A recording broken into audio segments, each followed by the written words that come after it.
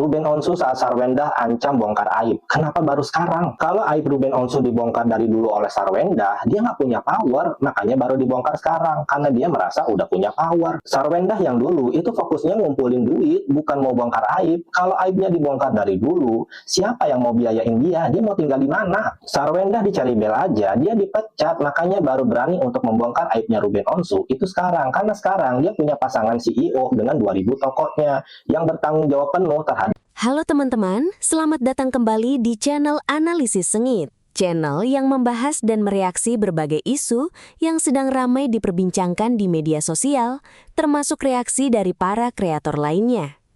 Kali ini kita akan membahas Ruben Onsu, Sarwendah dan Jordi Onsu yang kembali menjadi sorokan publik setelah muncul berbagai pernyataan dan klaim baru yang membuat polemik keluarga mereka semakin memanas.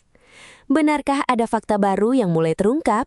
Ataukah semua ini hanya semakin memperkeruh suasana di tengah proses hukum dan pemberitaan yang terus bergulir?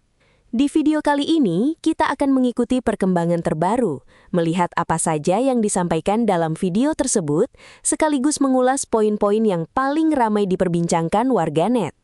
Tonton videonya hingga usai, karena saya akan memberikan komentar cukup panjang di bagian akhir video. Yuk, kita tonton videonya. Dirinya dan memenuhi semua kebutuhannya. CEO loh itu. Gue bilang juga apa ya, peluang damai Ruben Onsu dengan Sarwendah tipis. Makanya Ruben Onsu tunggu sidang mediasi. Kenapa peluang damai di luar persidangan semakin mengecil? Karena Ruben Onsu sudah mengusahakan melakukan mediasi di luar sidang yang menghasilkan akta 39 di hadapan notaris. Namun, poin-poin dalam akta 39 itu nampaknya tidak bisa direalisasikan oleh S. Seandainya kalau dia menjalankan hal-hal yang sudah disepakati, masalahnya pasti tidak akan seperti ini. Ada dugaan pelanggaran kesepakatan. Ruben Onsu juga belum melihat itikat baik dari sang mantan istri. Makanya Ruben Onsu jadi pesimistis berdamai dengan Sarwendah. Tapi kan besok bakal ada mediasi lagi yang digelar di Pengadilan Negeri Jakarta Selatan. Di sidang perdananya soal gugatan hak asuh. Nah, kalau menurut lu Pade, mereka berdua bakal berdamai atau kagak? Yang nggak ngerti sejarahnya Ruben membangun rumah itu, belajar untuk lihat. Kan ada Google. Kan ada di TikTok, cari tuh skip apa nama itu, cari video-video yang pernah Ruben pernah live, jam berapa dia mulai muncul. Sekarang rumah tuh udah jadi kan, makanya menter kan, yang jual tampang itu, yang katanya jalan ceritanya suka sama tante-tante, ya kan, kebobolan kan. Ada yang tahu cerita tentang dia kan, emang doyan tante-tante.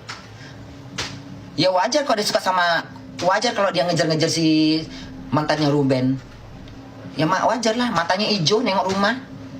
Sekarang perempuannya ngerti nggak laki-laki itu tujuannya apa? Ngerti nggak? Jangan lagi entar ketipu.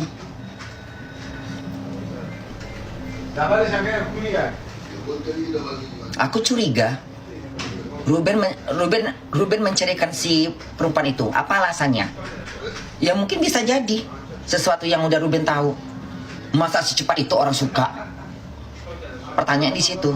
Kalau ada cerita Ruben meninggalkan dia, semua ada alasannya. Ruben nggak mungkin meninggalkan begitu aja. Ruben nggak mungkin mengajukan perceraian kalau nggak ada alasannya. Alasannya apa, Bun? Tanya dong. Gak usah ditanya juga, Bunda udah pasti tahu tujuannya kemana. Ruben kan bukan perempuan genit. Kalaupun dia sama Desi Ranasari, ya, itu setelah cerai. Dan mereka tuh cuman teman bisnis. Ya, teman bisnis. Ya, cuman berurusan tengah ada masalah bisnis aja itu. Ya, memang mereka lagi ketemu aja.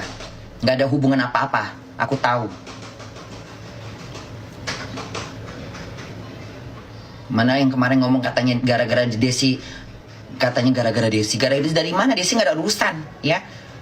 Ruben dekat sama Desi setelah cerai, ya. Makanya sering-sering nengok TikTok, ya. Jangan asal letup, jangan asal bacot. Kalau nggak ngerti jalan ceritanya nggak usah berkomentar kalau pengen viral.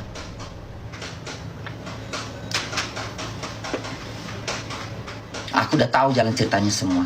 Kalau aku sih bilang ya, kalau memang Sarwendah dan juga Ruben Onsu peduli dengan psikologi anaknya mereka, aku pikir persidangan ini langsung diberhentikan dan dijalankan sesuai kesepakatan yang sudah mereka sepakati sebelumnya gitu. Jadi kalau sebelumnya kan kesepakatannya mereka bahwa si Ruben Onsu boleh untuk ketemu dengan anaknya 3 kali dalam 1 minggu dan 4 kali dalam 1 minggu itu sama Sarwenda gitu kan ya. Nah jadi karena case ini adalah Tania dan Thalia itu bersama dengan Sarwenda, berarti mau nggak mau ya memang Ruben Onsu harus memberi waktu kira-kira hari apa aja yang mereka untuk quality time dengan anaknya gitu. Nah yang menjadi kekhawatirannya salah satunya adalah doktrin mendoktrin, berarti mau nggak mau ya pengasuh harus tetap dibawa, atau kalau misalnya apa ya udah jalan quality time bareng dengan anak gitu. Jadi bisa terjalin komunikasi yang harmonis antara ex pasangan. Jadi walaupun mereka sudah bercerai ya memang mereka tetap bisa berkomunikasi dengan baik gitu. Sama seperti yang dilakukan oleh si Giselle dan juga si Gading Martin gitu. Jadi mereka tidak saling menyinggung satu sama lain terhadap kehidupan asmaranya mereka. Dan kalaupun misalnya si Gading Martin kasih masukan kepada si Giselle untuk udahlah jangan begitu dulu gitu, tetapi Giselle enggak, justru memang dia harus tahu, jangan sampai dia tahu dari orang lain begitu. Ya si Gading Martin mengapresiasi, menghormati apa yang terjadi, apa yang dipilih oleh Giselle gitu. Dan akhirnya Gempi tetap happy dan bahagia untuk menjalani masa kanak-kanaknya dia gitu, dan tetap dia berprestasi di sekolahnya dia gitu, dan dia tetap mau acting, tetap bisa jalan gitu, mau jadi main film untuk iklan dan sebagainya ya nggak masalah selama anaknya happy untuk menjalaninya, ya go ahead gitu. Mah heran sama orang-orang yang pada Sarwenda, gue kalau gue punya suami 200 juta, kentutnya pun gue hirup gitu kan, punya suami gengsi 200 juta, naruh anduk sembarangan, anduknya yang gue suruh sujud gitu kan. Dengerin gue, lu nggak diajak, kita nih nggak diajak sayang. Kenapa bagi Sarwenda 200 juta itu kecil? Bahkan dia bilang, emang lu pikir gue butuh sebenarnya 200 juta? Karena lu lihat aja dia, menurut gue pengeluaran dia aja tuh sebulan mungkin 700-800 juta ada. Pengeluaran dia, lu lihat aja mobilnya berapa. Tunggu dulu, gue kagak ngebela-bela si Sarwenda nih ya, gue kagak kenal saya, gue juga, lu tahu gue kagak ada ngefans sama artis-artis ya. Ini gue cuman dari sudut pandang gue ya, yang hanya rakyat jelata, dan gue ngerasa nggak diajak. Dia bilang 200 juta itu nggak ada artinya karena pengeluaran dia aja sebulan bisa 700-800 juta mungkin ya. Lu rumah segede gitu, bayangin aja lu bayar listriknya berapa, anaknya di sekolah lah, anak kita sekolah di sekolahan bayaran sebulan 1 juta bayarannya. Anak dia sayang bayarnya 2-3 bulan sekali bisa 100 juta, 2 bulan per 3 bulan gitu bayarannya 100 juta misalnya, cuman bayaran doang tuh tibang, berarti sebulan tuh udah ada puluhan juta. Kita kagak diajak, kita mah rakyat jelata. Ya Allah, anak sekolah kadang masih ada yang gratis, masih ada yang sebulan paling bantu juga 1 juta, kagak diajak kita sayang. Itu mah dia ya, emang bagi dia 200 juta itu lu udah cuma ngasih 200 juta lu ribet banget lagi lu gitu kan ya, karena bagi dia itu emang kagak seberapanya dari pengeluaran asli dia sama anak-anaknya sama mantan suaminya itu. Kalau menurut gue ya, sekali lagi gue kagak ngebela, kagak ada yang gue bela ya, gue kagak kenal sama dua-duanya. Sebagai ibu-ibu gue ini aja gitu ini. Soalnya Mimi pernah gitu punya mantan suami yang begini gitu ya.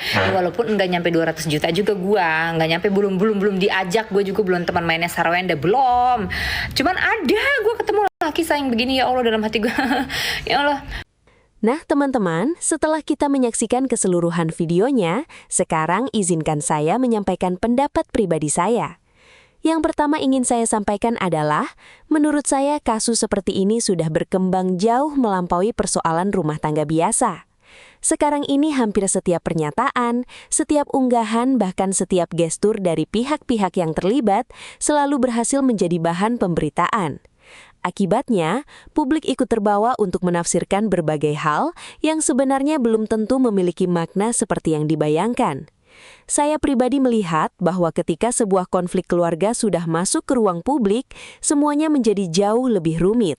Bukan hanya karena masing-masing pihak memiliki versinya sendiri, tetapi juga karena masyarakat ikut membentuk opini berdasarkan potongan-potongan informasi yang mereka lihat di media sosial.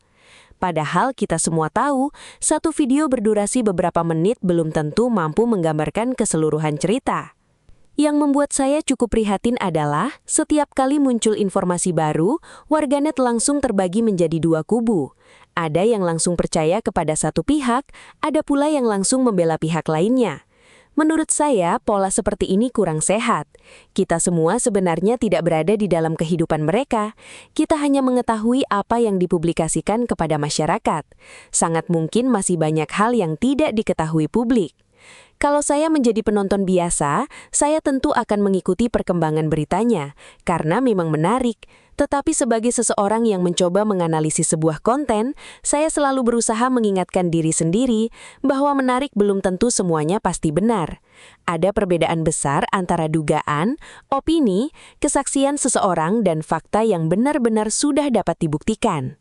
Saya juga melihat bahwa semakin besar nama seseorang, semakin besar pula perhatian publik terhadap kehidupannya. Setiap langkah selalu diperhatikan, setiap ucapan selalu dianalisis, bahkan diam pun kadang bisa menjadi bahan spekulasi. Menurut saya, tekanan seperti itu tentu tidak mudah dijalani oleh siapapun. Hal lain yang menurut saya penting adalah bagaimana media sosial sekarang mampu mempercepat penyebaran informasi. Dulu mungkin sebuah konflik hanya diketahui oleh lingkungan sekitar. Sekarang dalam hitungan menit, jutaan orang bisa ikut membahasnya. Ada yang memberikan dukungan, ada yang menghujat, ada pula yang membuat berbagai teori sendiri berdasarkan potongan informasi yang tersedia. Saya pribadi kurang setuju apabila masyarakat terlalu cepat mengambil kesimpulan hanya berdasarkan satu video. Apalagi kalau isi videonya sendiri berisi pendapat, interpretasi atau sudut pandang seseorang. Menurut saya, semakin besar sebuah isu, justru kita harus semakin hati-hati dalam menyikapinya. Kemudian saya juga melihat ada satu hal yang sering terlupakan ketika konflik keluarga menjadi konsumsi publik, yaitu dampaknya terhadap orang-orang di sekitarnya. Bukan hanya kedua belah pihak yang menjadi sorotan, tetapi juga anak-anak, keluarga besar, bahkan orang-orang yang sebenarnya tidak terlibat langsung. Mereka ikut merasakan tekanan dari pemberitaan yang terus bergulir. Menurut saya, apapun masalah yang sedang terjadi, komunikasi yang baik tetap menjadi jalan terbaik. Memang tidak semua persoalan bisa selesai dalam waktu singkat, tetapi kalau masih ada kesempatan untuk berdialog secara baik, menurut saya itu jauh lebih baik dibandingkan terus saling melempar pernyataan di ruang publik. Saya juga memahami bahwa masyarakat tentu memiliki rasa penasaran. Itu hal yang wajar. Namun rasa penasaran tersebut sebaiknya tidak membuat kita kehilangan sikap kritis. Jangan sampai kita memperlakukan dugaan sebagai sebuah kepastian. Jangan sampai kita ikut menyebarkan informasi yang ternyata belum memiliki dasar yang kuat. Kalau saya melihat fenomena ini secara lebih luas, sebenarnya kasus seperti ini menjadi pelajaran bagi kita semua, bahwa kehidupan publik figur memang penuh tantangan. Apa yang mereka alami bisa menjadi konsumsi jutaan orang. Karena itu, setiap informasi yang beredar, sebaiknya kita sikapi secara proporsional. Yang juga menarik menurut saya adalah bagaimana setiap kreator konten bisa memiliki sudut pandang yang berbeda terhadap isu yang sama. Ada yang fokus pada sisi hukumnya, ada yang fokus pada sisi emosionalnya, ada pula yang lebih menyoroti respon warganet. Itu semua sah-sah saja, selama disampaikan sebagai opini dan tidak mengklaim sesuatu yang belum terbukti sebagai fakta. Sebagai penonton, saya rasa kita juga punya tanggung jawab. Jangan hanya mengejar sensasi atau judul yang bombastis. Cobalah mendengarkan beberapa sumber, bandingkan informasinya, lalu bentuk pendapat berdasarkan informasi yang paling dapat dipercaya. Pada akhirnya, saya berharap persoalan ini dapat diselesaikan dengan cara yang terbaik bagi semua pihak yang terlibat. Tidak ada konflik keluarga yang benar-benar menyenangkan untuk dijalani. Semoga apapun jalan keluarnya nanti bisa membawa ketenangan, terutama bagi keluarga yang bersangkutan. Itulah pendapat saya. Tentu saja kalian boleh setuju, boleh juga tidak setuju. Justru saya ingin mendengar pandangan kalian. Menurut kalian, bagaimana seharusnya masyarakat menyikapi pemberitaan yang terus berkembang seperti ini? Apakah kita memang perlu mengikuti setiap perkembangan, atau sebaiknya menunggu sampai ada informasi yang benar-benar jelas? Silahkan tuliskan pendapat kalian di kolom komentar. Mari kita berdiskusi dengan santun, saling menghargai dan tidak saling menyerang hanya karena memiliki pandangan yang berbeda. Saya akan membaca komentar-komentar kalian seperti biasa. Kalau kalian suka dengan pembahasan seperti ini, jangan lupa tekan tombol like, subscribe, dan aktifkan lonceng notifikasi agar kalian tidak ketinggalan video-video terbaru dari Analisis Sengit. Terima kasih sudah menonton sampai akhir. Sampai jumpa di video berikutnya, dan tetaplah menjadi penonton yang kritis dalam menyikapi setiap informasi yang beredar.